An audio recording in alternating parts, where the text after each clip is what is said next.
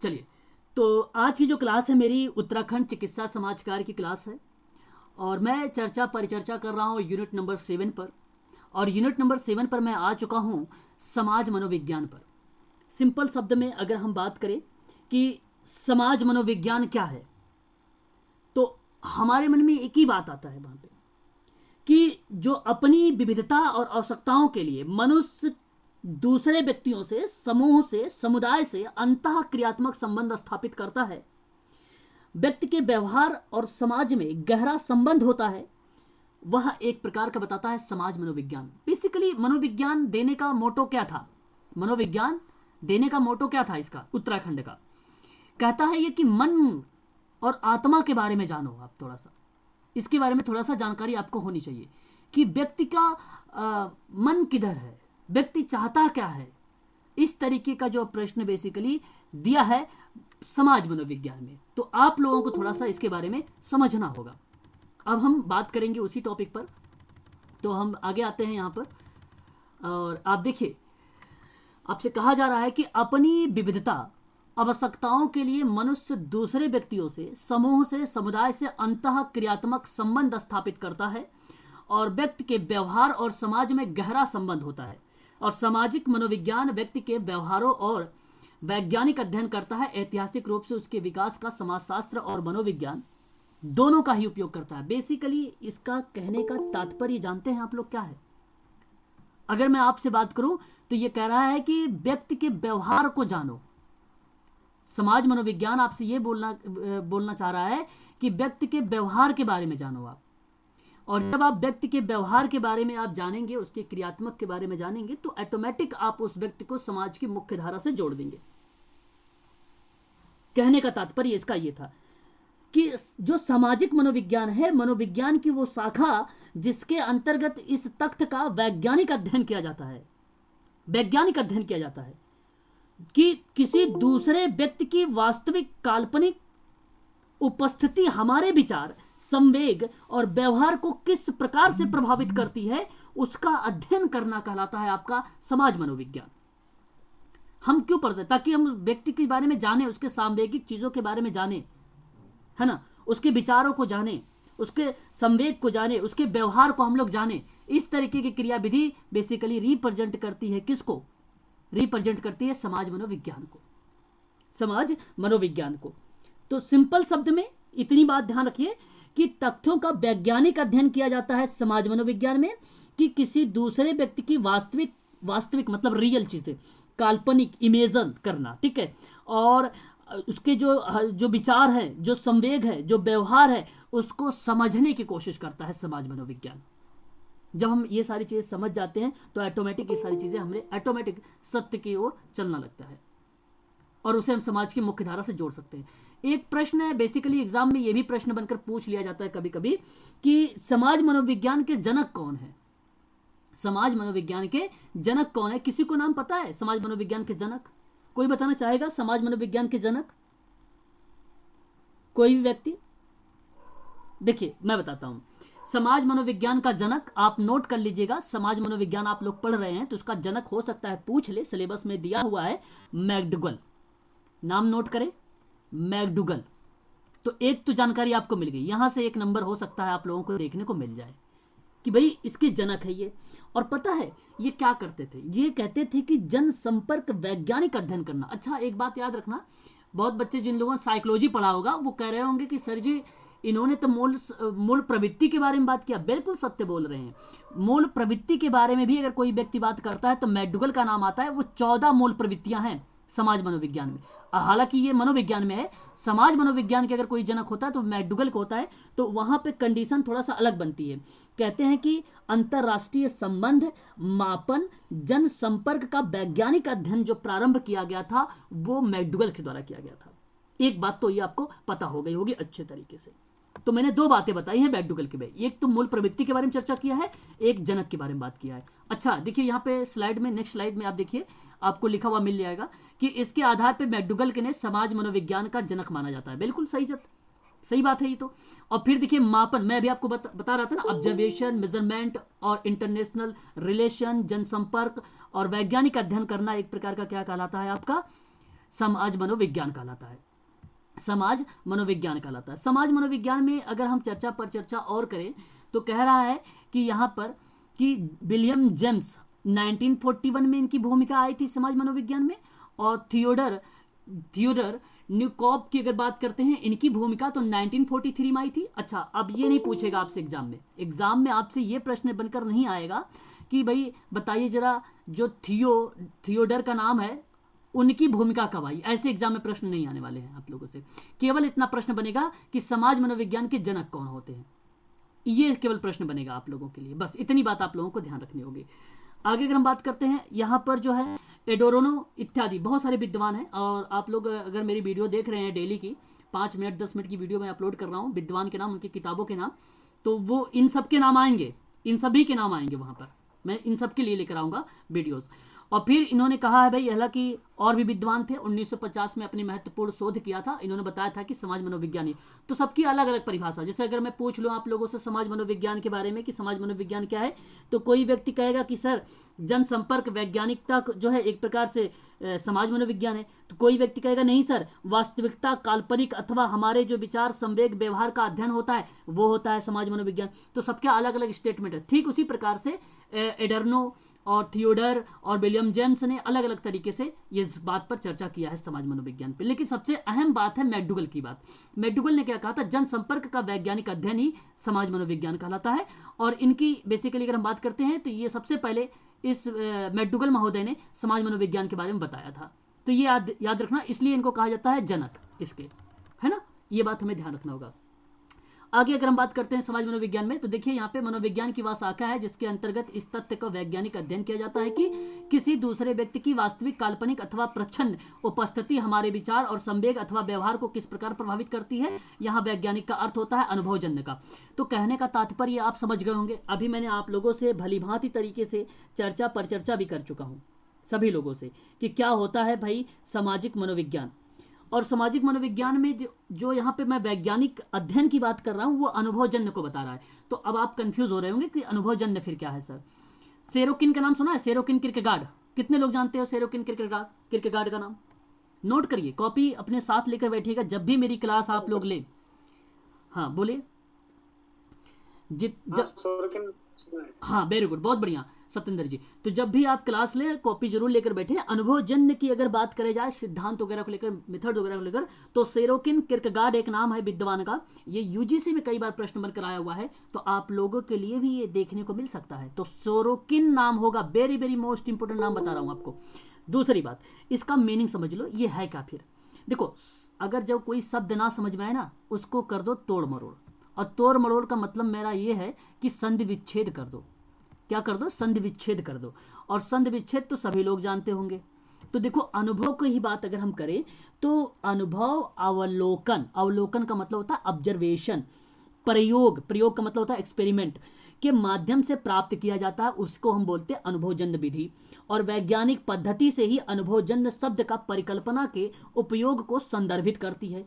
जहां अवलोकन और प्रयोग का परीक्षण किया जाता है, सभी साक्ष्य का मतलब होता है सबूत, सभी सबूत तब अनुभवजन्य होने लगते हैं। तो ऐसा माना जाता है कि साक्ष्य पर आधारित है क्या, तो साक्ष्य पर आधारित है अनुभवजन्य विधि। और अनुभवजन्य विधि है क्या, वो है वैज्ञानिक अध्ययन। और वैज्ञानिक अध्ययन है क्या, तो वो अध्ययन है अनुभव अवलोकन प्रयोग। बस इतनी बात आप लोगों को ध्यान रखना होगा। बहुत सरल शब्दों से बता रहा हूँ। अगर कोई डाउट हो रहा होगा तो आप पूछ सकते हो, अदरवाइज आप लोग नोट कर लीजिए कॉपी पर। क्लास समाप्त होने के बाद आप मुझसे पूछ लेना, ठीक है, कि क्या चीजें हैं। आगे बढ़ते हैं इसी क्रम में, एक एक बात ध्यान रखिए, ठीक है। तो उन सारी चीज़ों को नोट करिए। सोशल वर्क में मैंने क्वेश्चंस देखे हुए हैं, मैं बहुत सारे पेपर करवाते हैं, बहुत सारे प्रैक्टिस करवाता हूं, तो मैंने बहुत जगह प्रश्न, तो इसलिए मुझे याद भी होता है। तो इसलिए आप लोग थोड़ा सा उसको नोट भी करें, उस चीज़ों को जहां मैं बोलूँ इंपॉर्टेंट वहां आप समझ लीजिए इंपॉर्टेंट, ठीक है। आगे बढ़ते हैं इसी क्रम में हम लोग सभी लोग। तो एक और बात करेंगे चर्चा पर चर्चा, एक नेक्स्ट पॉइंट पर। हाँ अब यहां पर देखिए, आप लोगों को स्क्रीन दिखाई दे रहा होगा। चलिए अगर हम बात करते हैं यहाँ पर, मनुष्य एक सामाजिक प्राणी है, और ये मुझे बताने की ज़रूरत ही नहीं है, आप लोग अच्छे तरीके से जानते हैं। अपनी विविध आवश्यकताओं के लिए मनुष्य दूसरे व्यक्ति से समूह, समुदाय, अंतःक्रिया संबंध स्थापित करता है। व्यक्ति के व्यवहार एवं समाज का गहरा संबंध होता है। सदस्यों के बीच में आपसी संबंध उसके परस्पर व्यवहार पर निर्भर होते हैं। बात तो ठीक है भाई, कहने का तात्पर्य यही है यहाँ पर कि आवश्यकताओं के लिए मनुष्य दूसरे व्यक्ति से, समूह से, समुदाय से अंतःक्रिया संबंध स्थापित करता ही नहीं करता है। जैसे आप मेरे से कर रहे हैं, मैं आपसे कर रहा हूं, और सदस्यों के बीच में आपसी संबंध उसके परस्पर व्यवहार पर निर्भर होते हैं। और मनुष्य के विचार, जो मेरे विचार है, जो मेरे व्यवहार है, वो क्रियाओं को एक प्रकार से आपको प्रभावित कर रहे होंगे। मेरी पढ़ाने की शैली आपको प्रभावित कर रही होगी, आप उसको नोट कर रहे होंगे। तो यह एक प्रकार का आप समझ सकते हो कि कहीं ना कहीं ये समाज मनोविज्ञान को रिप्रेजेंट कर रहा है, ये समाज मनोविज्ञान को बता रहा है। तो सिंपल शब्द है, कोई टफ शब्द यहाँ पे नहीं लिए गए हैं। आप सभी लोग जानते हैं, बट आप लोगों को वहाँ पे एनालिसिस नहीं कर पाते हैं। एनालिसिस करना सीखें, आप लोग शब्दों को एनालिसिस करना सीखें। फिर कह रहा है कि मनुष्य के विचार, व्यवहार और क्रियाओं को प्रभाव एक दूसरे पर पड़ता है। बात तो सही है भाई, इसमें कोई दो राय नहीं। यही प्रश्न बनता है अभिकथन में, ऐसे लिख देगा अभिकथन और एक तरफ लिख देगा कारण। देखिए कोई शायद ज्वाइन हो रहा है, मैं उनको एक बार ज्वाइन करता हूँ, है ना, एक बार उनको ज्वाइन कर लेता हूँ। आशीष, चलिए अच्छा। तो यहां पर आपको इस बात को खासकर ध्यान रखना पड़ेगा कि व्यवहार और क्रियाओं को प्रभावित करता है दूसरों पर, यह बात तो सही है। और फिर कह रहा है कि व्यक्ति का व्यवहार जो है सर्वदा सामान्य नहीं होता। भाई जाहिर सी बात है ना, हमेशा जैसा व्यवहार कर रहा है वो ऐसा किसी के पास, जैसे आज आप लोग क्या है भाई, अगर मान लीजिए आप आपको इंग्लिश आती है, ठीक है, और किसी आप ऐसे क्षेत्र में चले जाएं, जैसे केरल राज्य में चले जाए, केरल के किसी ऐसे क्षेत्र में चले जाए जहाँ पे इंग्लिश बोली जाती है, तो आपके लिए वहाँ पे कम्युनिकेशन आसान हो जाएगा, समझना भी सारी चीज़ें, ठीक है।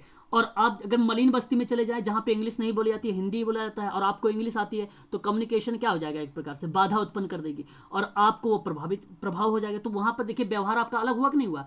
तो यही कहने का मतलब है कि व्यक्ति का व्यवहार सर्वदा एक समान नहीं होता है।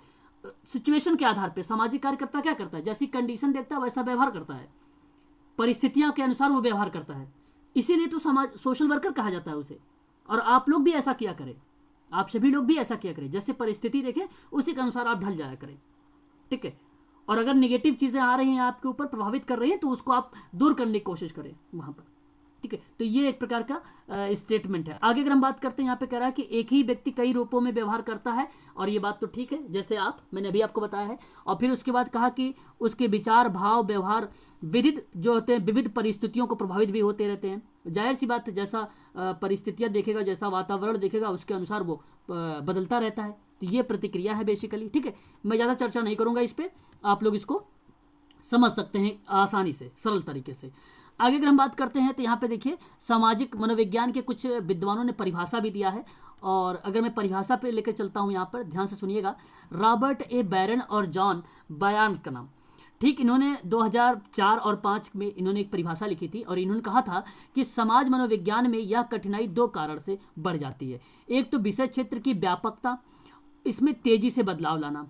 दूसरी, इन्होंने कहा कि भाई सामाजिक मनोविज्ञान को परिभाषित करते हुए कहा कि सामाजिक मनोविज्ञान की वह विज्ञान है जो सामाजिक परिस्थितियों में व्यक्ति के व्यवहार और विचार के स्वरूप के कारणों का अध्ययन करता है। तो कहने का मतलब मैंने शुरुआत में बता दिया था आप लोगों का कि जहाँ पे भाई कारणों का अध्ययन किया जाता हो, वहाँ पे व्यवहार और विचार आ रहा है, तो वो समाज मनोविज्ञान है। पहली बात तो ये सत्य हो गई। दूसरी बात आपसे यहाँ पे ये बताया जा रहा है कि दो कारण यहाँ पे बताए गए थे। एक तो विषय क्षेत्र एक व्यापक होता है और बहुत तेजी से बदलाव होता है, तो वो भी एक प्रकार का समाज मनोविज्ञान कहलाता है।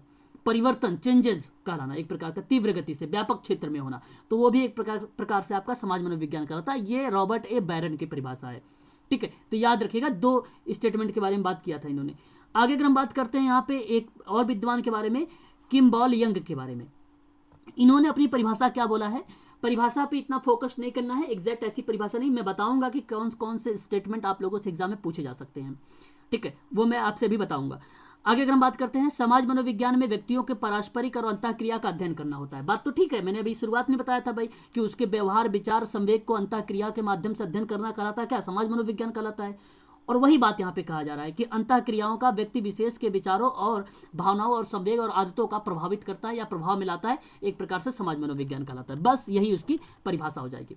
और भी परिभाषा है, यहाँ पे देख सकते हैं कि सामाजिक मनोविज्ञान में शेरिफ ने क्या बोला था 1969 में, कि सामाजिक उत्तेजना परिस्थिति के संदर्भ में व्यक्ति के अनुभव और व्यवहार को वैज्ञानिक अध्ययन होता है। और वैज्ञानिक अध्ययन क्या होता है, जहाँ पे प्रयोग वगैरह अभी आप चर्चा कर रहे थे ना, कि भाई प्रयोग हो, अवलोकन हो, ऐसे पे परीक्षण किया जाए और सभी साक्ष्य अनुभव होने चाहिए, अनुभवजन्य होने चाहिए। जो मानता है कि यह साक्ष्य पर आधारित होता है अनुभवजन्य का सिद्धांत, और अनुभवजन्य ही एक प्रकार का वैज्ञानिक अध्ययन कहलाता है। तो वहाँ पे आप ये समझ सकते हैं कि अनुभव, व्यवहार और सामाजिक उत्तेजना की जो परिस्थितियाँ हैं वो कहीं ना कहीं प्रेजेंट करते हैं आपको समाज मनोविज्ञान को। बस सिंपल सी बात है, यहाँ पे इसमें कुछ है ही नहीं, पहली बात तो ये है। ठीक है, तो इससे आपका ये चीज़ें स्पष्टीकरण हो गया होगा, मैं आशा करता हूँ। आगे हम बात करते हैं मैकडुगल की। और मैकडुगल आपको भली भांति तरीके से पता है कि मैकडुगल जनक कहे जाते हैं समाज मनोविज्ञान की। तो हमें जानना भी ज़रूरी है कि इनकी परिभाषा क्या कहती है। इनकी परिभाषा के बारे में अगर हम बात करें तो समाज मनोविज्ञान को दूसरे व्यक्तियों के द्वारा प्रभावित व्यक्तियों की क्रियाओं का वैज्ञानिक अध्ययन कहकर परिभाषित कर दो और उसे हम कह देंगे कि भाई ये समाज मनोविज्ञान है। देखिए कहीं ना कहीं सब लोग मिला जुला कर एक ही बात कह रहे हैं कि व्यक्ति का व्यवहार का अध्ययन करिए भाई, और वो भी वैज्ञानिक अध्ययन करिए। और वैज्ञानिक अध्ययन क्या होता है? अनुभवजन्य विधि होती है। अनुभवजन्य क्या होता है? अवलोकन होता है, प्रयोग का परीक्षण होता है, जहाँ पे साक्ष्य मतलब सबूत, साक्ष्य का मतलब सबूत जहाँ पर होते हैं उसको बताता है सामाजिक मनोविज्ञान। तो ये बहुत सिंपल है, बहुत इजी है। अब आप लोगों ने समाज मनोविज्ञान का अर्थ समझ लिया, समाज मनोविज्ञान की आपने परिभाषा देख लिया, समाज मनोविज्ञान के आपने जो है विद्वानों के बारे में कुछ जान लिया आप लोगों ने। अब हम थोड़ा सा बात करेंगे समाज मनोविज्ञान के इम्पोर्टेंस को लेकर थोड़ा सा। जैसे व्यक्ति को समझने में सहायक होता है, बिल्कुल सही बात है। क्या ये बात सही नहीं है? समाज मनोविज्ञान क्या है भाई? मेरा कहने का मतलब आप मेडिकल सोशल वर्कर हैं, चलो लग गई आपकी जॉब उत्तराखंड में। अब जॉब लग गई, अगर आपके पास कोई व्यक्ति आ जाएगा तो आप कैसे उसको आइडेंटिफाई करोगे? तो समाज मनोविज्ञान, अब उसका मन तो कुछ और कह रहा होगा उसको अभी आप लॉजिक एक नॉर्मली देखें, आप लोग वैसे ही भी अगर आपसे कोई व्यक्ति बात करता तो आप वैसे ही समझने लगते हैं कि उसका दिमाग किधर जा रहा है। तो बहुत व्यक्ति इसे कहते हैं भाई बड़ा एडवांस सोच रहा हूं मैं। तो एडवांस वगैरह नहीं, आप वहां पर उसके मन को समझ रहे हो, क्योंकि आपने मनोविज्ञान पढ़ा है और मनोविज्ञान कहता है मन की आत्मा के बारे में जानकारी रखना। ठीक है, तो व्यक्ति को समझने में बहुत मदद करता है ये समाज मनोविज्ञान। तो पहला इंपॉर्टेंस तो ये है भाई। ठीक है, आपको जिस तरह अगर मान लीजिए वो आंखें बार बार झपका रहा है, बात करते समय बार बार इधर उधर अपना सिर को घुमा रहा है, तो आप समझ जाते हैं कहीं ना कहीं उसके अंदर क्या होगा भाई, डर हो सकता होगा, या अपनी बात को या इंफॉर्मेशन बताने के लिए वो हिचक रहा होगा। ऐसा आप अनुमान लगा लेंगे। तो आप तो काउंसलर हैं, आप तो सोशल वर्कर हैं, तो आप उसे समाज की मुख्य धारा से जोड़ेंगे, आप उसका मूल्यांकन कर लेंगे, और बहुत सारी विधियां हैं समाज कार्य की, उस विधियों को लगाकर आप डेटा को कलेक्ट कर लेंगे। ठीक है, तो ये सारी चीजें आपको इजीली पता है। तो ये एक तो इंपॉर्टेंस है ये, तो बहुत सरल सरल है, बस शर्तें आप जानते हैं, लेकिन आपको क्या है कि अब माइंड में वो चीज़ें क्लिक नहीं करती है, लेकिन मैं यहाँ पर बता रहा हूँ, अब आपको क्लिक हो रहा होगा माइंड में। दूसरी बात अगर हम कहें शिक्षकों हेतु महत्व देना, शिक्षकों मत कहने का तात्पर्य ये हुआ कि एक प्रकार से जैसे आप क्या है, एक टीचर के रूप में है, आप एक टीचर के रूप में हो सकते हैं। अगर आप उसे परामर्श दे रहे हैं, काउंसलिंग कर रहे हैं, तो एक शिक्षक हैं उसके। ठीक है, और अब शिक्षक होने के नाते, सोशल वर्कर होने के नाते आपको क्या करना होगा, जो सेवार्थी आपके सामने है उसको एक प्रकार से ऐसा मोटिवेशन देना है ताकि वो समाज की मुख्य धारा से जुड़ सके, उसके अंदर रुचि पैदा कर देनी है आपको उसके अंदर क्या सामाजिकरण लाना है आपको। ऐसी प्रतिक्रिया बेसिकली एक शिक्षक कर सकता है, एक सामाजिक कार्यकर्ता कर सकता है। इसलिए शिक्षक हेतु महत्व भी देता है, ये कहीं ना कहीं मदद करता है समाज मनोविज्ञान में भी। तो ठीक है ना, तो ये इंपॉर्टेंस ध्यान रखिएगा, जब कभी आपको एग्जाम में मिल जाए शिक्षकों हेतु महत्व को लेकर, तब भी आपको यह क्या करना है, करेक्ट कर देना होगा। यहां पर विद्यार्थी का जो व्यवहार होता है उसके ज्ञान में वृद्धि करता है। ठीक है, सोशल वर्कर ऐसी क्रियाविधि करता है ये, तो एक प्रकार से ये भी इसका जो हो गया इंपॉर्टेंस हो जाएगा। आगे अगर हम बात करते हैं तो समाज सुधारक और प्रशासकों हेतु आवश्यक। अगर मैं यहाँ पे बात करूँ तो एक समाज सुधारक और प्रशासक को समाज में अपना योगदान देने से पहले उस समाज का मनोविज्ञान समझना अति आवश्यक होता है, तभी वह समाज की वास्तविक स्थिति को अवगत हो सकता है।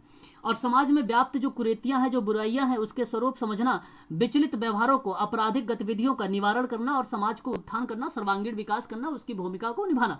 कहने का तात्पर्य यह हुआ कि समाज सुधारक और प्रशासक के लिए यह बहुत आवश्यक होता है, क्योंकि समाज में बहुत सारी बुराइयां हैं, उसको कम करना होता है। एक तो ये भूमिका होती है समाज, अगर मनोविज्ञान की बात करें उसके महत्व को, एक तो ये काम करेगा।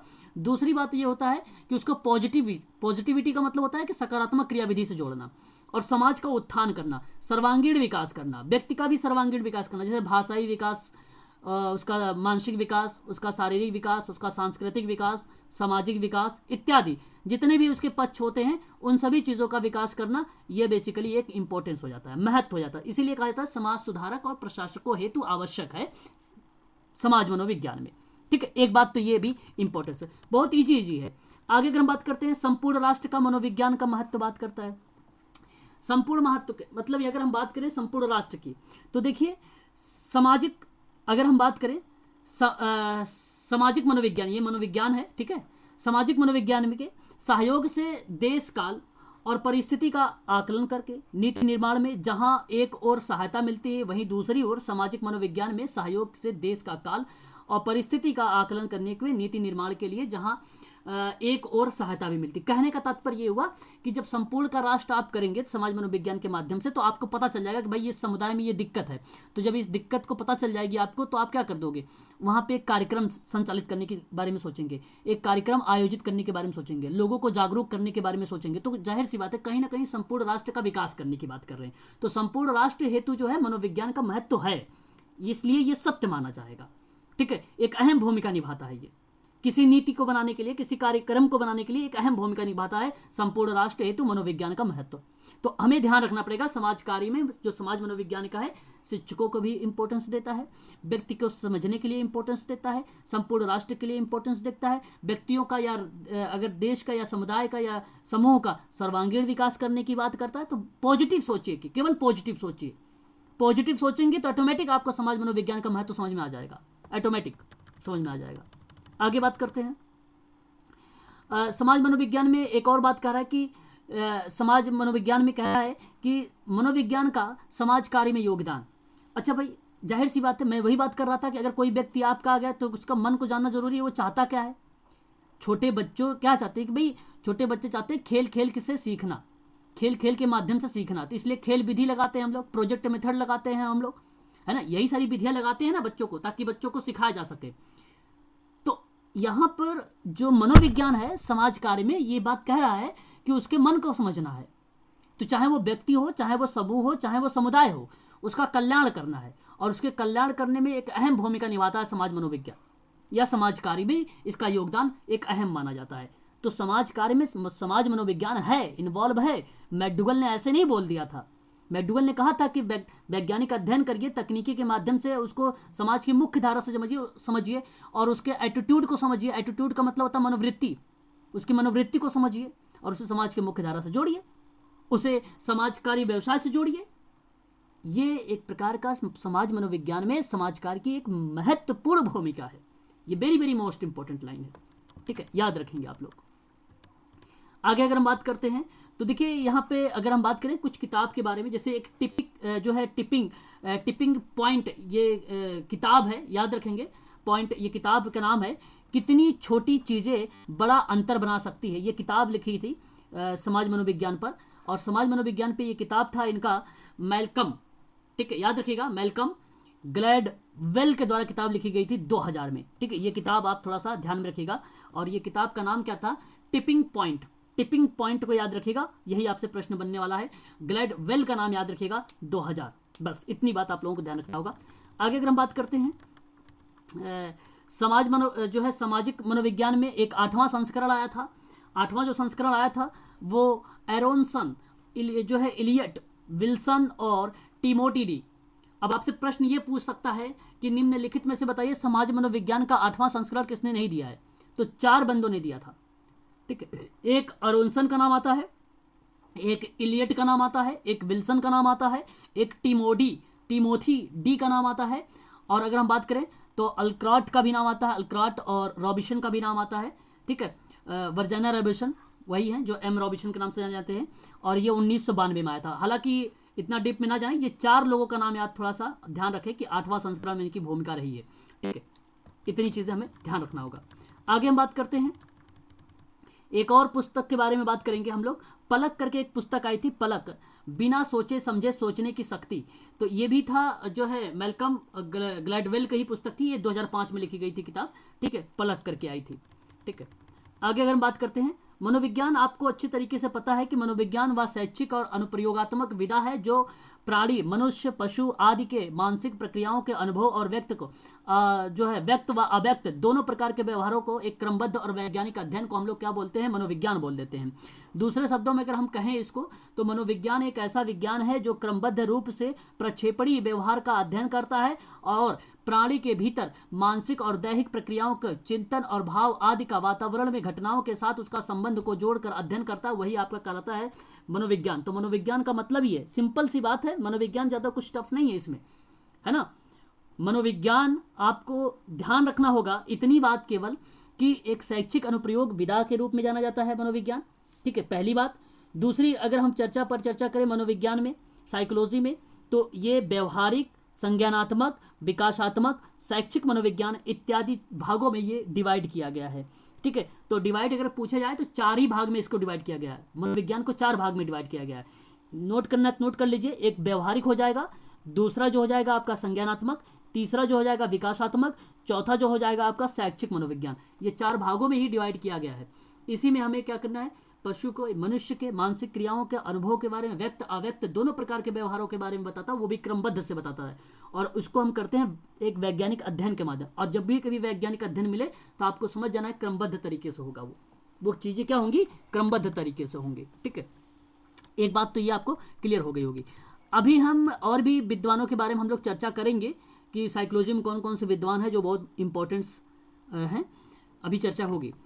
फिर उसके बाद अगर हम बात कर रहे हैं मनोविज्ञान के बारे में, तो यहाँ पे उत्पत्ति बताती है गैरेट के अनुसार, और यूनानी, ग्रीक भाषा और लैटिन भाषा 2 शब्दों से मिलकर बना है, साइकी प्लस जो है लोगस शब्द से बना है। अगर हम साइकोलॉजी का मतलब निकालते हैं तो मन का विज्ञान होता है, मैंने आप लोगों से कई बार ऊपर बता चुका हूँ। और साइकी का मतलब अगर हम निकाले तो आत्मा होता है, लोगस का अर्थ निकाले तो अध्ययन होता है। तो मन का अध्ययन करना या आत्मा का अध्ययन करना, ठीक है, एक प्रकार से मन का विज्ञान कहलाना एक प्रकार का मनोविज्ञान कहलाता है।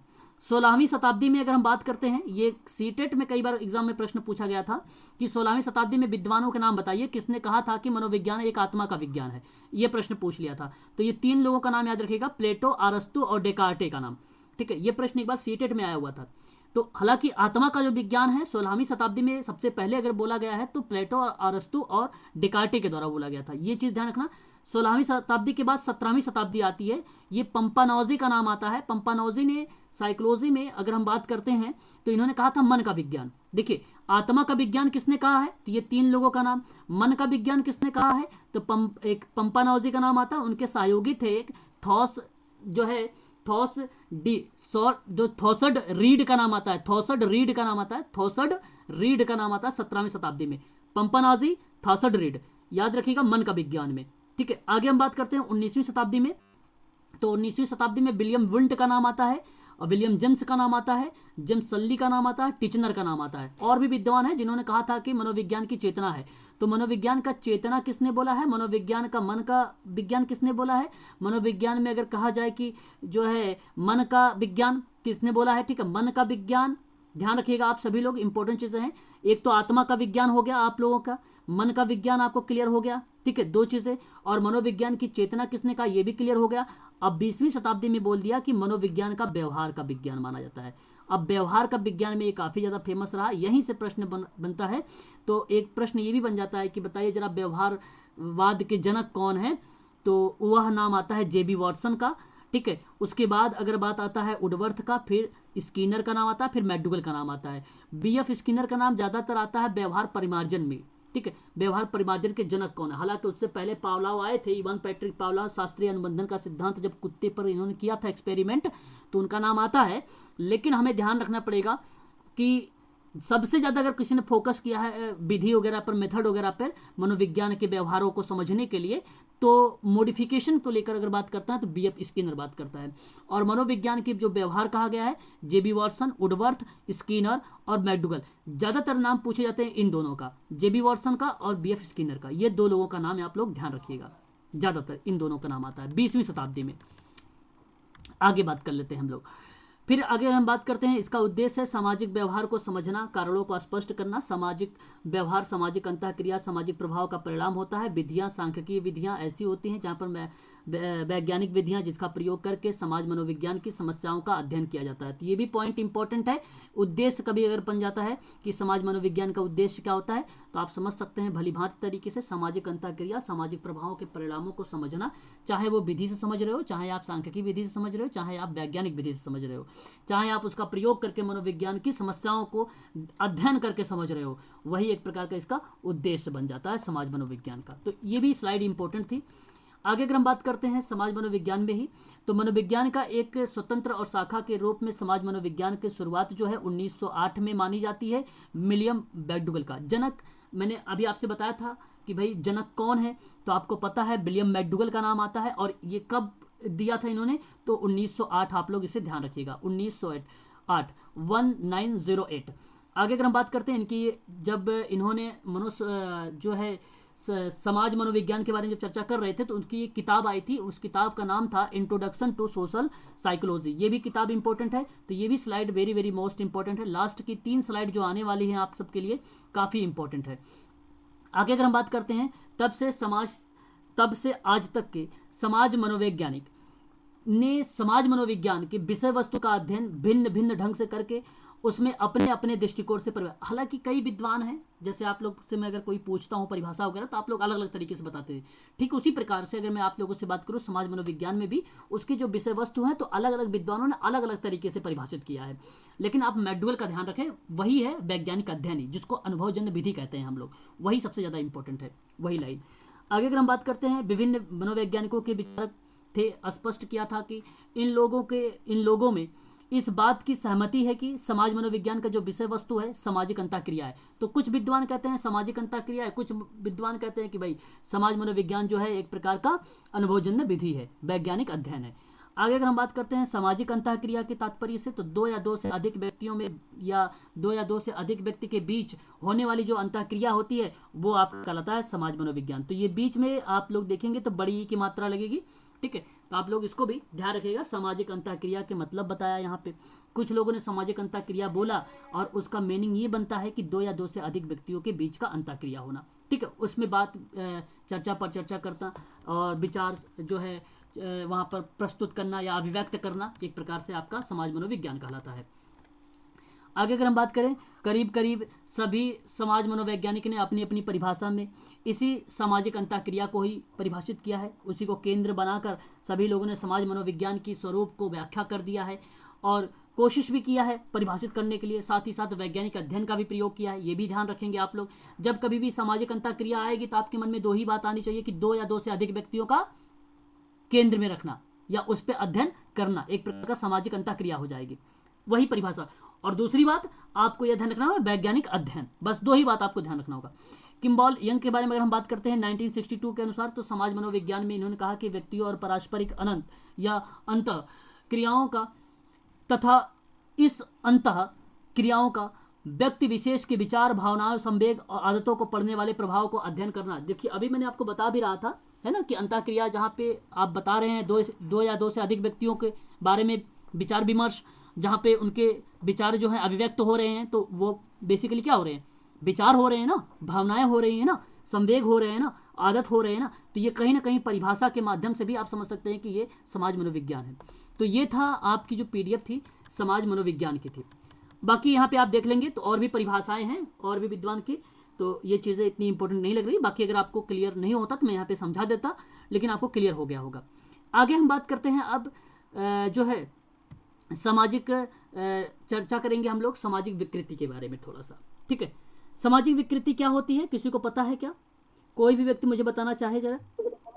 सामाजिक विकृति ये होती है कि समाज के जो अनुसार बनाए गए, समाज के अनुसार बनाए गए नियमों के विपरीत कार्य करना सामाजिक विकृति है। सामाजिक विकृति सिंपल शब्दों में अगर मैं आप लोगों से, स्वीकृति नहीं है, ओके, जिन नियमों को समाज में स्वीकृति नहीं है, ओके, अगर मैं सिंपल शब्दों में आप लोगों से अगर कहूँ कि सामाजिक जो विकृति होती है वो बेसिकली एक शब्द आप लोग ध्यान रखेंगे सभी लोग, मैं आप सबसे कहूँगा कि ये तो इसको बोला जाता है सोशल पैथोलॉजी। क्या बोला जाता है इसको? इसको क्या बोला जाता है? पैथोलॉजी। कल मैंने पैथोलॉजी के बारे में चर्चा किया था, नहीं एंटोमियो के बारे में चर्चा किया था, पैथोलॉजी के बारे में नहीं चर्चा किया था, है ना। तो पैथोलॉजी एक प्रकार की विकृति को बताता है। विकृति कहने का मतलब ये हुआ कि सामाजिक समस्याओं जैसे अपराध, मद्यपान का एक अध्ययन, उन्हें सामाजिक जीव रोग की स्थिति के रूप में देखना। ठीक है, कहने का तात्पर्य, जैसे सत्येंद्र जी ने कहा कि जो समाज में विकृतियां हो रही हैं, जो असामाजिक व्यवहार हो रहे हैं, वो उन व्यवहारों का अगर आप अध्ययन कर रहे हैं, उन रोगों का अगर आप अध्ययन कर रहे हैं, तो वह आपका कहलाता है सामाजिक विकृति। बात एकदम ठीक है, इसमें कोई दो राय नहीं है। सामाजिक विकृति में मत भ्रष्ट होना, सामाजिक विकृति का होना एक प्रकार का कहीं ना कहीं रिप्रेजेंट कर देता है आपको क्या? Social pathology. अभी और आप समझेंगे इससे और भी आसान तरीके से। इसमें बेसिकली आप लोगों से ज़्यादा रोग के बारे में हो सकता है प्रश्न बना दे, हो सकता है आपको डर, भय किससे लगता है, जिसकी वजह से समाज में भी कहीं ना कहीं वो चीज़ें जो है नेगेटिव के दृष्टिकोण से ले लेती है।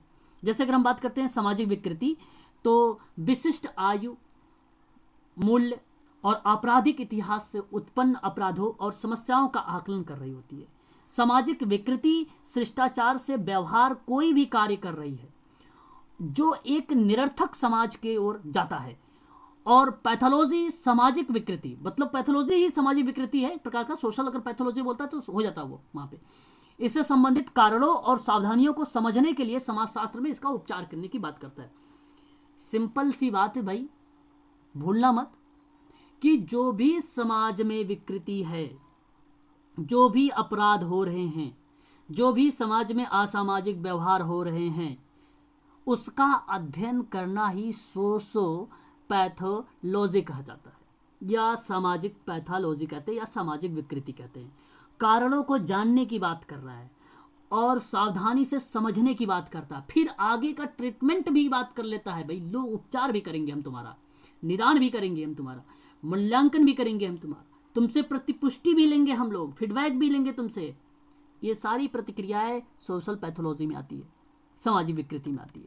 बहुत सिंपल शब्द है ये, शब्दों को सिर्फ समझें आप लोग। अब अगर हम बात करें सामाजिक विकृति में, यहाँ पे आप इंग्लिश में देख सकते हैं, यहाँ पे आप हिंदी में भी देख सकते हैं, दोनों तरफ। तो अगर मैं आप लोगों से बात करूँ सामाजिक विकृति में, तो एक रोग है एक प्रकार से, आप ऐसा भी कह सकते हैं।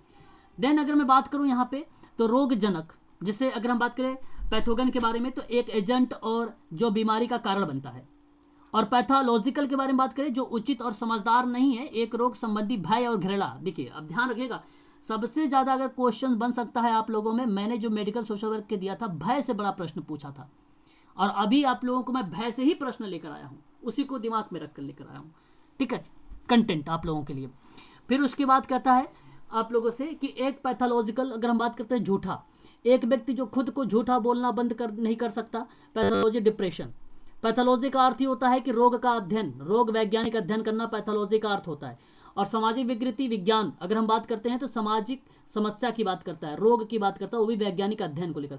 और वैज्ञानिक अध्ययन समाज कार्य में है ही है। पहली बात तो यही है। आप लोगों से 2-3 प्रश्न यहाँ पे बन सकते हैं। एक प्रश्न ये बनेगा कि पैथोलॉजिकल का मीनिंग बताइए, तो उचित और समझदार नहीं होना और एक रोग संबंध भय और घृणा को रिप्रेजेंट करना, एक प्रश्न ये तैयार आपका। दूसरा प्रश्न ये हो सकता है आपका कि पैथोलॉजी और पैथोलॉजिकल दोनों में अंतर है। पैथोलॉजिकल की बात करता है थोड़ा सा, तो यहाँ पर बात करता है रोग का वैज्ञानिक अध्ययन करना। हालांकि रोग संबंधी ये भी अध्ययन है, यहाँ पर भी होगा, लेकिन यहाँ पे ऑप्शन दूसरा मिलेगा आप लोगों को।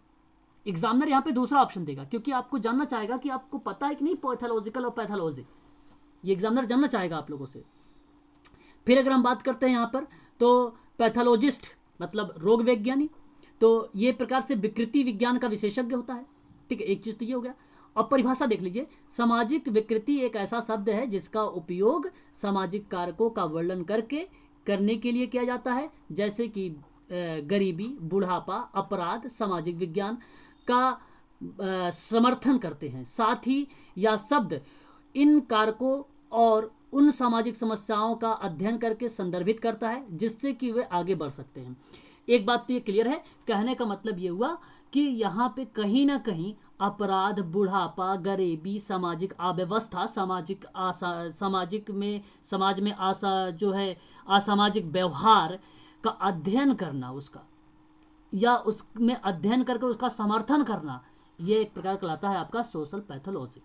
ठीक, ये प्रतिक्रिया इसमें होती है। आप लोगों को अगर पीडीएफ दिखाई नहीं दे रहा होगा तो आप लोग क्या करना, जूम कर लेना, फोन को रोटेट कर लीजिए और जूम कर लीजिए, आपको फिर दिखाई देगा, स्क्रीन साफ क्लियर दिखाई देगा। ठीक है, आगे अगर हम बात करते हैं सोशल पैथोलॉजी का एक अवधारणा के रूप में 19वीं सदी के अंत में 20वीं सदी के शुरुआत में ये आया था और समाजशास्त्रियों ने सामाजिक विकृति के रूप में वर्गीकृत सभी मानवीय कार्यों के लिए किया। आवासीय स्थिरता, संयम, काम करने के लिए प्रशिक्षण और यौन परिपक्वता, पारिवारिक एकता, पड़ोसी जैसे आदर्शों के विपरीत था, इच्छा का अनुशासन था। तो कहने का तात्पर्य आप समझ गए होंगे, कहीं ना कहीं जो सामाजिक विकृति है बीमारी का कारण बता रहा है, कहीं ना कहीं समाज के में जो हो रही है कुरीतियां, जो बुराइयां हैं समाज में, उसका निदान करने की बात कर रहा, हतोत्साहित करने की बात कर रहा। हतोत्साहित का मतलब होता है कम करना, ठीक है, कमी करने को लेकर रिप्रेजेंट कर रहा है। तो ये आपका सामाजिक विकृति के अंतर्गत देखने को हमें मिल जाता है। और भी हम देखेंगे, थोड़ा सा इसके उद्देश्यों पर चर्चा करेंगे। तो सामाजिक मनोविकृति का जो उद्देश्य होता है वो अपराध, अभी आपको पीडीएफ मिलेगा ना, तो इजीली आप इसको अच्छे से सीन कर, अभी मैं क्लास समाप्त होने के बाद आपके ग्रुप में ये पीडीएफ सारी के सारी डाल दूंगा। एक क्राइम होता है, अपराध, एक गरीबी होता है, भ्रष्टाचार होता है, ये उद्देश्य है विकृति का। इसका उद्देश्य मतलब सामाजिक रोगों के कारणों की पहचान करना है, पहचान करके उसको दूर करना है। ठीक है, ये कि भाई पहचान किसे करेगा, अपराध का करेगा, गरीबी का करेगा, भ्रष्टाचार का करेगा, लिंग विभेद का करेगा। लिंग विभेद, भेदभाव का मतलब जान ही रहे हैं आप लोग, है ना, समानता की बात करता है, सशक्तिकरण की बात करेगा, इसकी पहचान करेगा, फिर उसके बाद सशक्तिकरण की ओर लेके जाएगा ये। तो लिंग भेदभाव को देखेगा, क्षेत्रीय हिंसा के बारे में बात करेगा, मानवाधिकार उल्लंघन की बात करेगा, आतंकवाद पर भी चर्चा होती है, पर्यावरण दुरुपयोग की बात करता है, जल प्रदूषण एवं वायु प्रदूषण के बारे में चर्चा करता है। तो कहीं ना कहीं सामाजिक विकृति के जो उद्देश्य होता है, रोगों और कारणों को जानता है, पहचानता है, उसके बाद उसकी समस्याओं को दूर करता है। ये आपका कहलाता है या सोशल पैथोलॉजी कहा जाता है। इसे हम लोग कह सकते हैं सामाजिक विकृति भी कह सकते हैं। तो दो चीज़ें हैं, बहुत ही सरल है, आप लोग से मैं आशा कर रहा हूं कि शायद आप लोग समझ भी रहे होंगे। आगे हम बात करते हैं, एक और पॉइंट लेते हैं यहाँ पर, है ना। चलिए नेक्स्ट पॉइंट लेते हैं। अगर हम बात करते हैं सामाजिक विकृति की कॉन्सेप्ट को लेकर, अवधारणाएं क्या उसकी है, जिसे आधुनिक सामाजिक विज्ञान में सामाजिक संरचनाओं के पहलुओं और विशेष सामाजिक श्रेणी के लिए जिम्मेदार व्यवहार और मूल्यों के संदर्भ में विकसित किया जाता है। सामाजिक विकृति विज्ञान को परिभाषाएं विशिष्ट समय के लिए विशिष्ट होती है और युग के प्रमुख नैतिक सरोकार को दर्शाती है। यह अवधारणा मानव विज्ञानी मैरी डगलस के विचारों को फिट बैठती है। तो मैरी डगलस क्या बोलते हैं, इनका कहना यह है कि भाई व्यवहार और मूल्यों के संदर्भ को हम उनको क्या करें भाई, सामाजिक श्रेणी में रखें और वहां पर उसको विकसित करें, जो विकृति है उसको समाप्त करें। विकृतियां जितनी बीमारियां हैं, जितनी एक प्रकार से कुरीतियां हैं, उसको समाप्त करें। ये बातें बताती है सामाजिक विकृति, और ये मैरी डगलस कहते हैं और मानव विज्ञानी के रूप में जाने भी गए हैं। और यहाँ पे बात किया जाए, अगर हम बात करते हैं तो 1966 में इनका कहना है कि सांस्कृतिक स्पष्टीकरण की सार्वभौमिकता की जांच करना, कि आदेश के बाहर प्रदूषण और खतरनाक रूप में या सांस्कृतिक निर्माण विशिष्ट संदर्भों के सामने आती है। सामाजिक विकृति के बारे में इन्होंने कहा कि आत्मज्ञान में, ठीक है, आत्मज्ञान में कहने का तात्पर्य ये हुआ कि करने से पहले आत्मज्ञान में, ये बेसिकली सामाजिक विकृति की अगर हम बात करते हैं यूरोप में, तो किसी भी क्रियाविधि को करने से पहले जो भी जानकारी या जो पहचान करते थे, एक प्रकार से रोगों का, कारणों का जानने की पहचान करते थे, ये वहीं से लाई गई थी। तो आत्मज्ञान का होना जरूरी है, ठीक है। सामाजिक विकृतियों को आत्माओं या दुष्ट मनुष्य या जादू टोना के द्वारा लागू अलौकिक शक्तियों के लिए जिम्मेदार ठहराया गया था। तो सामाजिक विकृति एक प्रकार की है और एक प्रकार से जागरूक करने की बात करता है सामाजिक विकृति, और ये बताते हैं आपको कौन सी, मैरी डगलस। बस आप कीवर्ड्स को ध्यान रखिए, सामाजिक विकृति क्या है, बुराइयों को दूर करना है, चाहे वो जादू टोना, देखो एक प्रकार से ये भी असामाजिकता ही है, जादू टोना भी, किसी की जमीन को कब्जा करना, ये भी एक प्रकार के क्या है, असामाजिकता ही है। कोई सामाजिक अपराध है तो वो भी आपकी असामाजिकता ही है, इसी को दूर करना है, ठीक है। अलौकिक शक्तियों की जिम्मेदार ठहराता है भाई यही सारी चीज़ों को जो मैं अभी आपको बताया हूँ, ठीक है। तो ये है एक प्रकार का सामाजिक विकृति की अवधारणाएं हैं, कॉन्सेप्ट है ना, आप यहाँ से समझ सकते हैं। आगे अगर हम बात करते हैं आधुनिक सामाजिक विज्ञान में विकास को लेकर औद्योगिक पूंजीवाद उपनिवेशवाद का विस्तार हुआ और तीव्र से सामाजिक परिवर्तन की अवधि के दौरान हुआ। इस तरह से क्रियाओं ने एक और औपनिवेशिक राष्ट्रों पर और उपनिवेशिक क्षेत्रों पर, दूसरी ओर अगर हम बात करें धनी उद्योगपति या वित्त पोषक यूरोपीय श्रमिक वर्गों के बीच में प्रवासन से बढ़ती धन अंतर पैदा कर दिया। तो जाहिर सी बात है, जब एक तरफ व्यक्ति धनी हो गया, दूसरी तरफ व्यक्ति गरीब हो गया, श्रमिक वर्ग। और आज भी ऐसा होता है, एक तरफ जो होता है भाई एम्प्लॉय होता है, एक तरफ जो होता है व्यक्ति एम्प्लॉयर होता है, ठीक है। तो जो श्रमिक और नियोक्ता जो होते हैं उनके बीच में एक अंतर हो गया। तो कहीं ना कहीं उनके बीच में जो औद्योगिक चीज़ें आ रही हैं, जो औद्योगिक विवाद हो रहा है, उसको निपटने के लिए भाई कुछ ना कुछ तो नीति होगी, कुछ ना कुछ तो रूल रेगुलेशन होंगे। जैसे सामूहिक सौदेबाजी हो जाएगा, है ना, अंतरण की बात हो जाएगी, ठीक है, यहाँ पे काउंसलिंग की बात हो जाएगी, न्याय की बात हो जाएगी। तो इस तरीके की प्रतिक्रिया जो है बेसिकली देखने को हमें मिल जाती है जब श्रमिक और नियोक्ता के बीच में कोई विवाद वगैरह उत्पन्न होता है। तो ये भी कहीं ना कहीं सामाजिक विकृति के अंतर्गत रखा गया है। इसे भी सामाजिक विकृति के अंतर्गत कहीं ना कहीं असामाजिकता फैलने लगती है इससे। आगे अगर हम बात करते हैं तो सामाजिक विकृति ही एक प्रकार की बताती है सामाजिक दुर्भीत। दुर्भीत का मतलब होता फोबिया, दुर्भीत का मतलब होता फोबिया, फोबिया का मतलब डर। जैसे अभी आप लोग देख रहे थे कि भाई क्या इसका मीनिंग निकल रहा था, तो डर निकल रहा था, घृणा निकल रहा था, रोग निकल रहा था नहीं है। तो एक प्रकार से सामाजिक जो फोबिया है एक सर्वाधिक सामान्य दुश्चिंता, दुश्चिंता का मतलब एक प्रकार का जो चिंता से संबंधित है, ठीक है। दुश्चिंता एक प्रकार की चिंता विकृति संबंधी बीमारी होता है या सबसे आम मानसिक विकार होता है और लगभग 12% भारतीय वयस्क इसके शिकार हो सके हैं, मतलब शिकार हैं।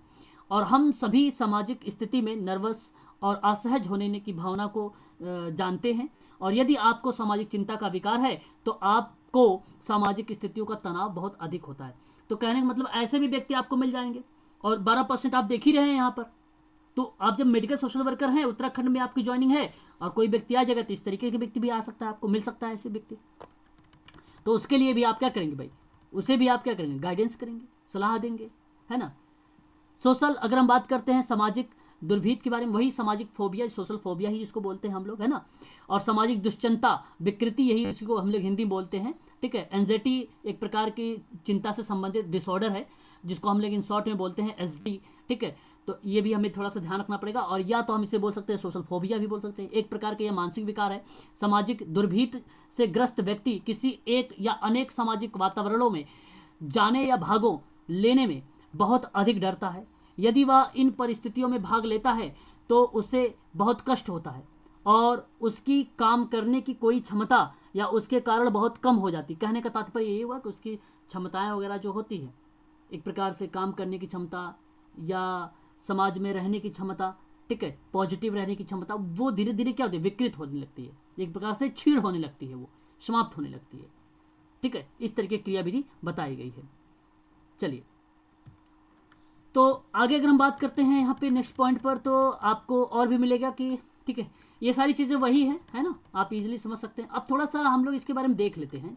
एक देखिए भय का कारण क्या हो सकता है। जैसे अगर मैं बात करूं, काल्पनिक भय हो सकता है, क्या भय का प्रकार, भय का प्रकार है, कारण नहीं है, प्रकार है।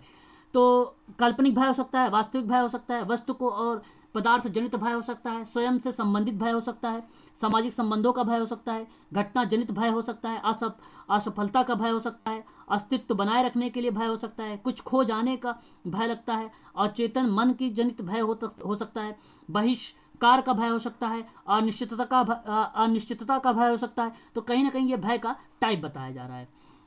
फोबिया का अगर हम कारण की बात करें, वही भय है। कारण क्या हो सकता है, अनुवांशिकता भी देखने को मिलता है फोबिया हमें, सांस्कृतिक कारण भी देखने को मिलता है, जीवन के पूर्व अनुभव या घटनाओं के संबंध में भी मिलता है, और संवेगात्मक विकार भी मिल सकता है, और भय मुक्त असुरक्षित जीवन भी हो सकता है, ये भी कारण हो सकता है आपका। मनोवैज्ञानिक समस्याएं तो ऑलरेडी है ही है, इसमें कोई दो राय नहीं है। तो अनुवांशिकता और मनोवैज्ञानिक समस्या ये तो होंगे ही होंगे। और आपके बताऊं सांस्कृतिक भी हो सकता है, सांवेगिक विकार भी हो सकता है, भय मुक्त असुरक्षित जीवन भी हो सकता है, जीवन के पूर्व अनुभव या घटनाएं भी हो सकती हैं आपके, ठीक है। आगे अगर हम बात करें फोबिया के लक्षण क्या क्या हो सकते हैं, जैसे तनाव और बेचैनी का अनुभव होना, तो ये आप लोगों को मिल सकते हैं लोग, ऐसे लोग, है ना, आप लोगों को उत्तराखंड में ऐसे लोग मिल सकते हैं। तनाव से बेचैनी से अनुभव कर रहे हो तो तुरंत सोचना फोबिया के बारे में। पसीना का आना, सांस फूलना, सिर अच्छा सांस फूलना बहुत सारी बीमारी होती है, इसका मतलब फोबिया मत डाल देना कि फोबिया हो गया इसको, ठीक है, एक लक्षण बताने की कोशिश की जा रहा हूँ, ठीक है। सिर से भारी जो है भारीपन, चक्कर आना, हृदय का जो है धड़कन बढ़ जाना, रक्तचाप में वृद्धि या कमी का होना, कानों में तेज आवाज़ों को सुनाई देना, कानों में तेज आवाज़ों को सुनाई देना, है ना, डायरिया और शरीर में दर्द उत्पन्न होना, बेहोशी का आना, छाती में जकड़न होना, सीने में दर्द होना, घबराहट, कपकपी और गला सूखा रहना, ये सारे के सारे एक प्रकार के फोबिया के लक्षण बन जाएंगे आप लोगों को, ठीक है। फोबिया के प्रकार क्या क्या हो सकते हैं, ये प्रश्न बहुत ही यहाँ से काफ़ी बार प्रश्न एग्जाम में पूछा गया है, मैं बता रहा था यहाँ से दिया गया 2-3 प्रश्न था मेरे जब मैं दे रहा था, तो आप लोग थोड़ा सा ध्यान रखिएगा।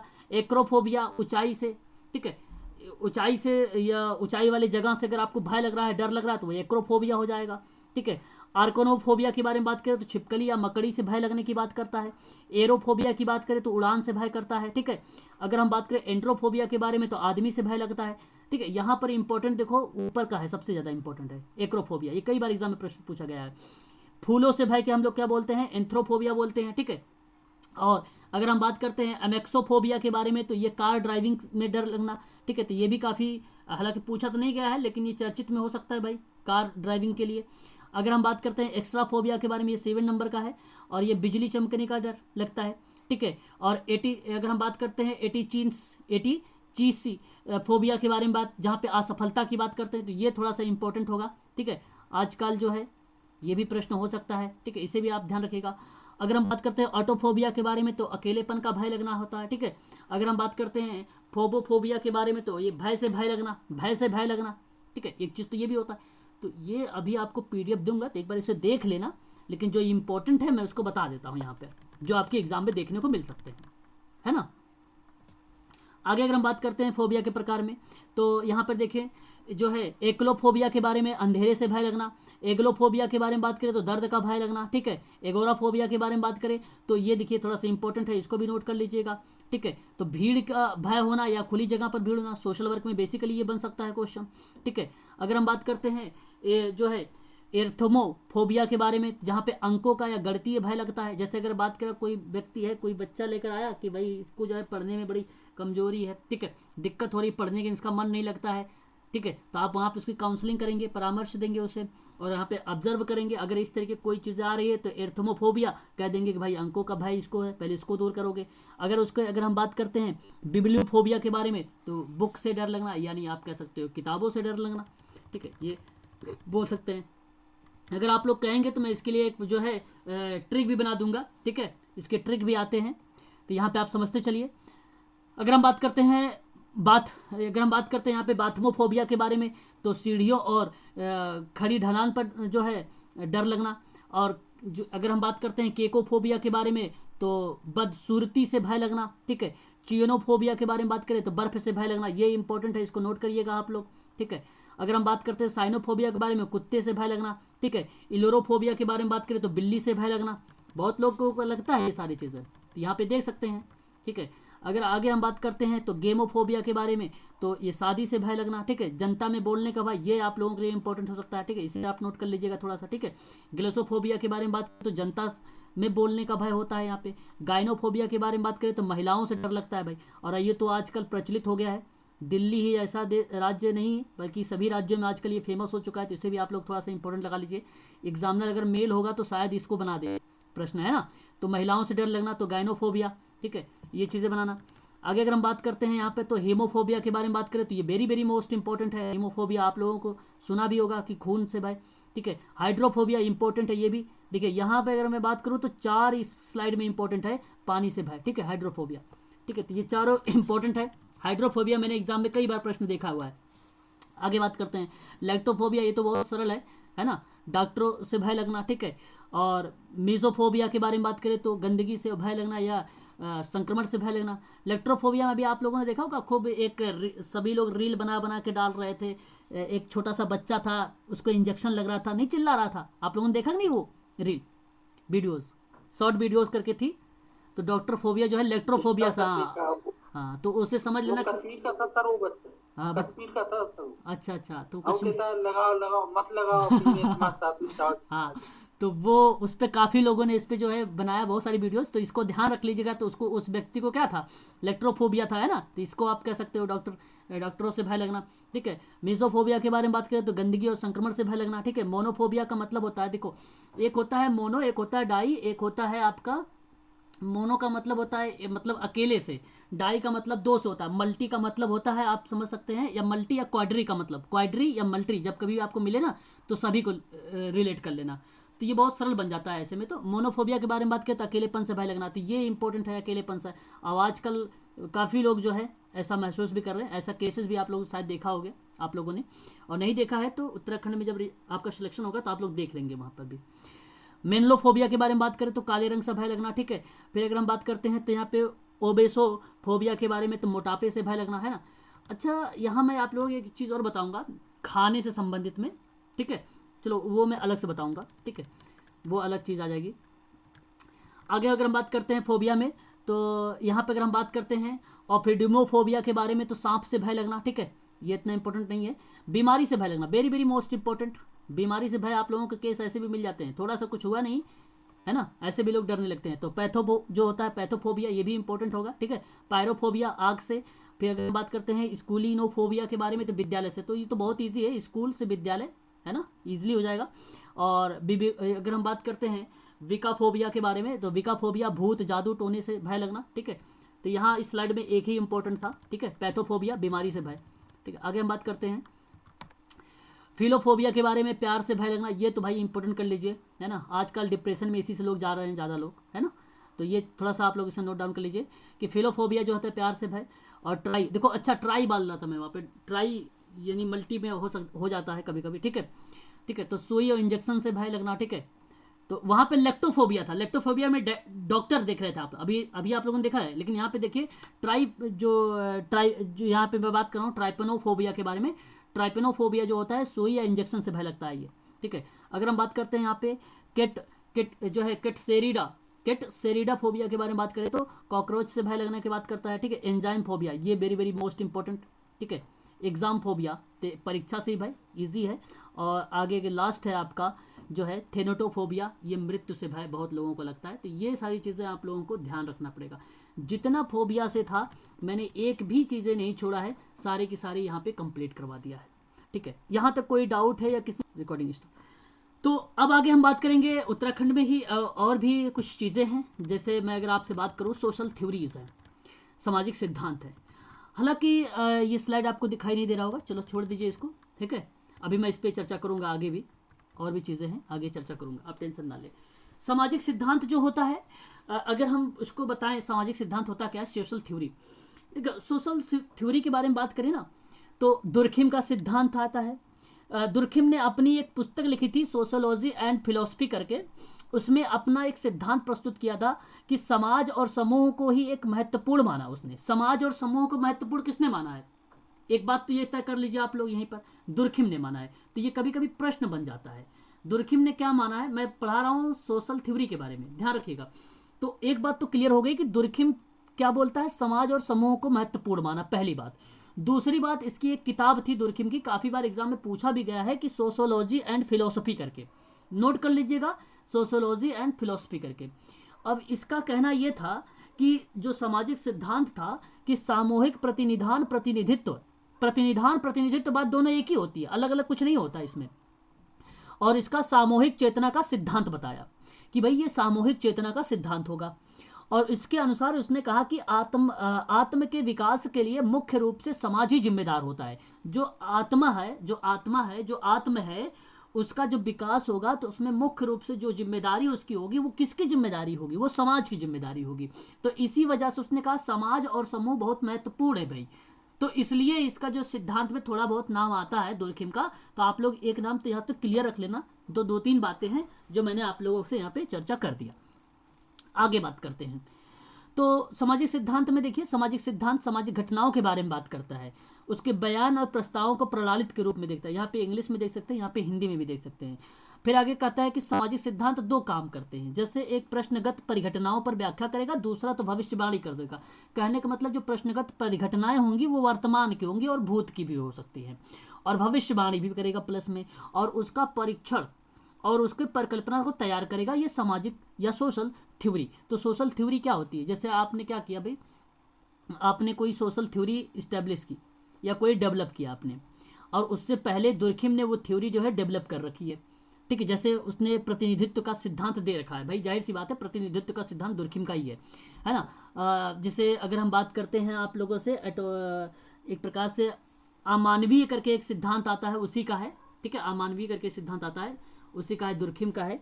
अपराध भी अगर बात आता है तो दुर्खिम का ही नाम आता है, ठीक है। तो कहने का मतलब ये हुआ मेरा कि आपने गए, अब आपने उस पर थ्योरी पर खोज किया, परिघटना परिकल्पना वगैरह करके लगाया, आपने भविष्यवाणी वगैरह किया और आपने सीधा तो आपने उसकी थ्योरी की आलोचना कर दी, तो सोशल थ्योरीज बनी, वही सोशल थ्योरीज वही बनी। और सोशल थ्योरीज कौन कौन सी अभी मैं चर्चा करूंगा आप लोगों से।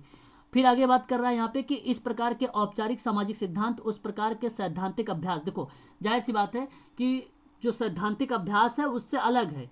एक होता है आपका थ्योरी, एक होता है आपका प्रिंसिपल। थ्योरी की अगर आप हिंदी निकालेंगे तो क्या बनेगा, सिद्धांत बनेगा। और एक होता है प्रिंसिपल, अगर आप इसकी हिंदी निकालेंगे तो क्या बनेगा, सिद्धांत बनेगा। दोनों का, अब इसमें दोनों का अंतर समझ लीजिए थोड़ा सा। हम बात कर रहे हैं इस सिद्धांत के बारे में, हम किसकी बात कर रहे हैं, इस सिद्धांत के बारे में, हम ना कि इससे बात कर रहे हैं। इसी वजह से यह कह दिया यहाँ पे कि सैद्धांतिक अभ्यास से अलग हो जाता है।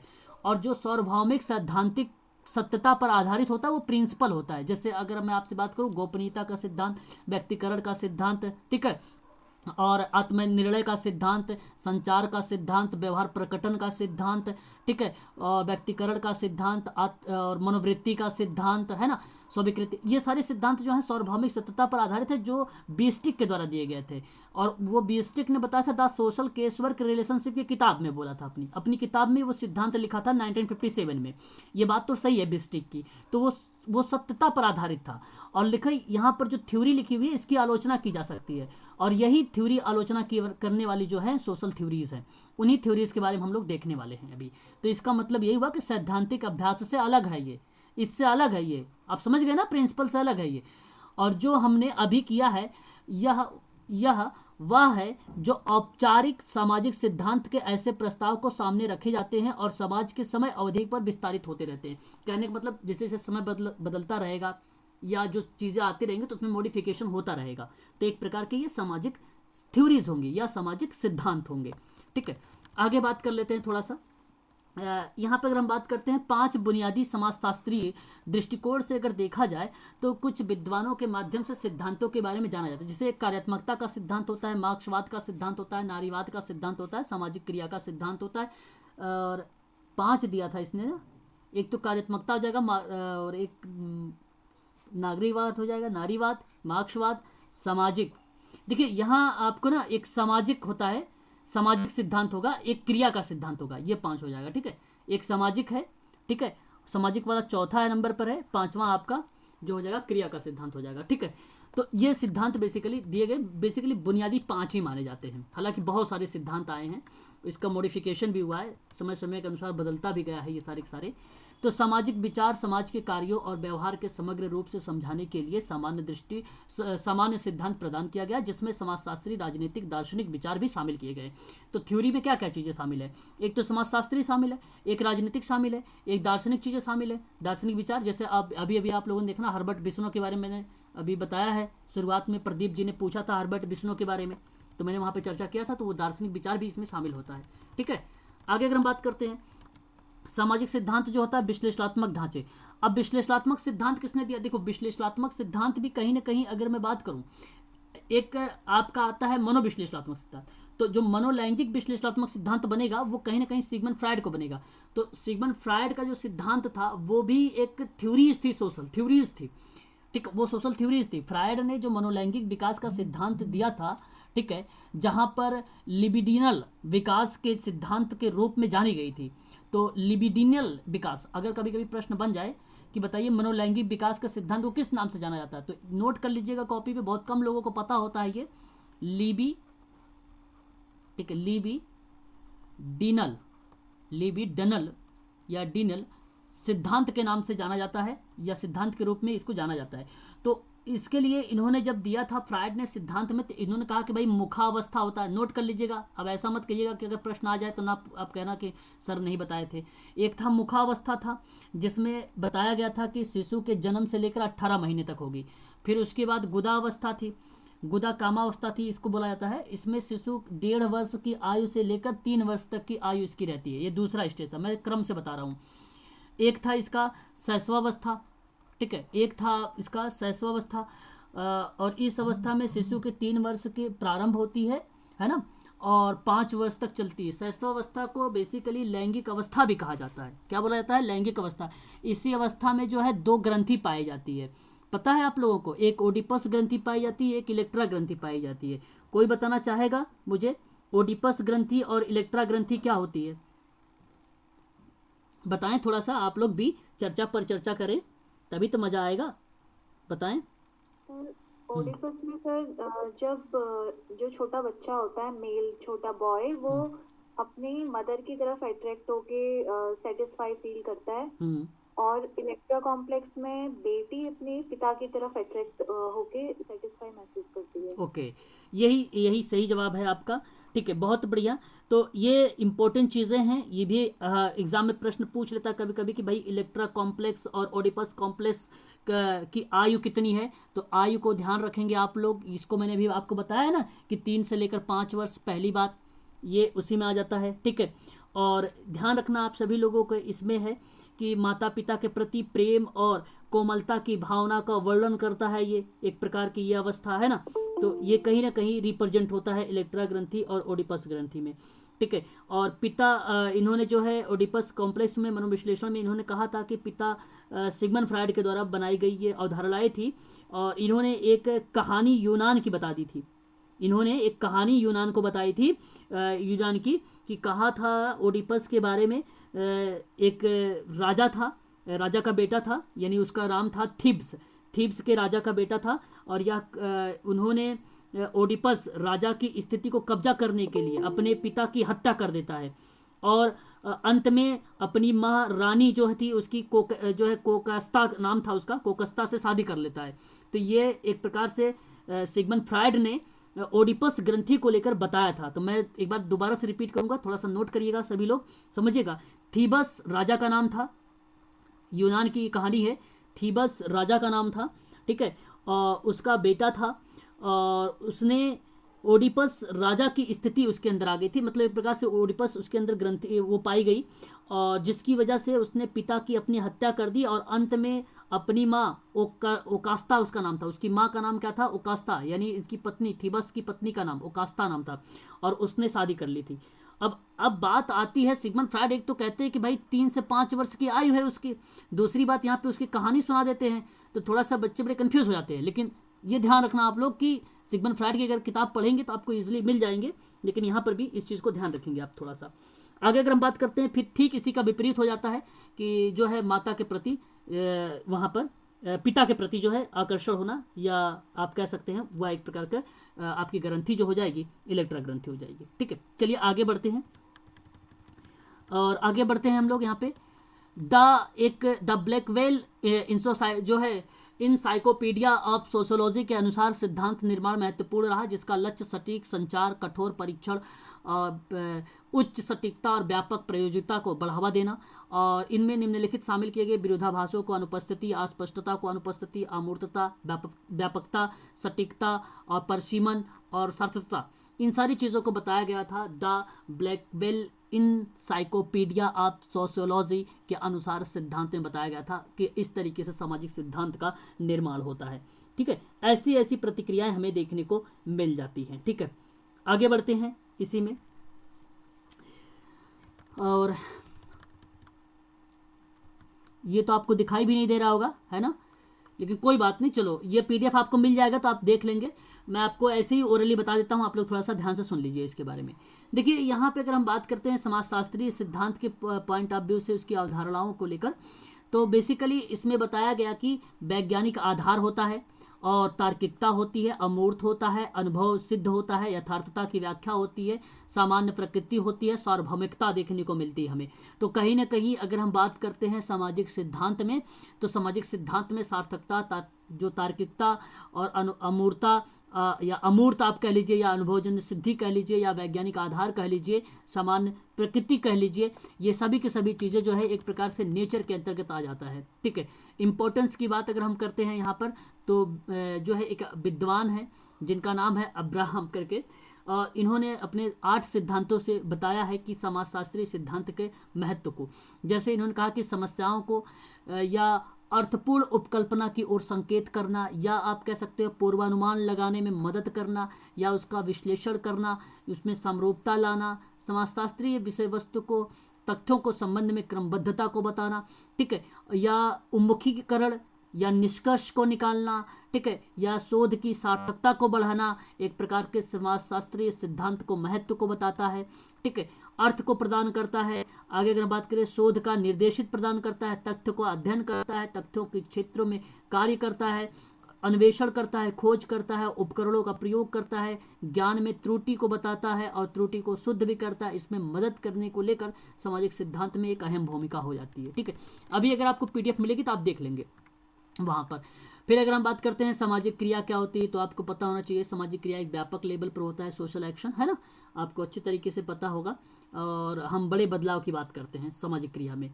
आदर्श प्रारूप की बात करें तो इसका मतलब होता है किसी घटना या वस्तु के वर्ग में उसके अनिवार्य विशेषता को बताते हैं, उसको हम आदर्श प्रारूप बताते हैं। अभी मैं आप लोगों से इसके बारे में भी चर्चा करूंगा कि आदर्श प्रारूप में किस विद्वान को जाना जाता है। ठीक है, जैसे दुर्खिम जाने जाते हैं प्रकार्यवाद में, फेमस हैं, संस्कृतिवाद में जाने जाते हैं, मालिनोवस्की जाने जाते हैं, सांस्कृतिक प्रकार्यवाद के आधारभूत आवश्यकताओं में जाने जाते हैं।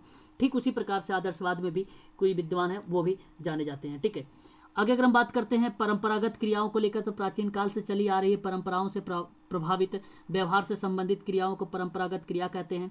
भावनात्मक क्रिया किसको कहते हैं, जहाँ भावनात्मक दशाओं को संवेगों से संबंधित हो उसे भावनात्मक क्रिया बोलते हैं। ठीक है, और मूल्यांकन कह सकते हैं, या मूल्यांकनात्मक क्रिया कह सकते हैं, या बौद्धिक क्रिया कह सकते हैं, बात दोनों एक ही होता है। ठीक है, लेकिन आप ध्यान समझिएगा, जो मूल्यांकन होता है वो किसी क्रियाओं का मूल्यांकन करने की बात करेगा, मूल्यों को लेकर। बौद्धिक की बात करेंगे तो जहाँ पे साध्य और साधनों को सामने रखकर की जाने वाली जो क्रिया होती है वो बौद्धिक क्रियाएं कहलाती है। ठीक है, तो ये चीज़ें हैं, कीवर्ड्स के रूप में भी आप इसे मीनिंग को समझ सकते हैं। ठीक है, मैं थोड़ा सा जूम कर लेता हूँ। ठीक है, यहाँ पर तो आपको शायद दिखाई देगा। एक बार जना मुझे स्पष्टीकरण करें आप लोग, क्या आपको दिखाई दे रहा है, एक बार बताएं। चलिए आगे अगर हम बात करते हैं यहाँ पे कुछ सिद्धांत के बारे में। जैसे अगर हम बात करें आधुनिक मनोविज्ञान के जनक कौन है, तो विलियम जेम्स का नाम आता है। प्रकारवाद जो है, प्रकारवाद संप्रदाय का जनक कौन कहे जाते हैं, विलियम जेम्स का नाम आता है। आत्म संप्रत्यय का अवधारणा कौन से किसने कहा है, तो विलियम जेम्स का नाम आता है। शिक्षा मनोविज्ञान के जनक कौन होता है, एडवर्ड थॉर्नडाइक का नाम आता है। प्रयास एवं त्रुटि का सिद्धांत किसका नाम आता है, थॉर्नडाइक का नाम आता है। प्रयास अगर हम बात करते हैं प्रत्यय एवं भूल का सिद्धांत भी थॉर्नडाइक का नाम आता है। ठीक है, अच्छा आज के लिए इतना ही रखिए। ठीक है, क्लास 1 घंटे से ज़्यादा हो चुकी है। ठीक है, कल मैं इसी के आगे स्टार्ट कर दूंगा।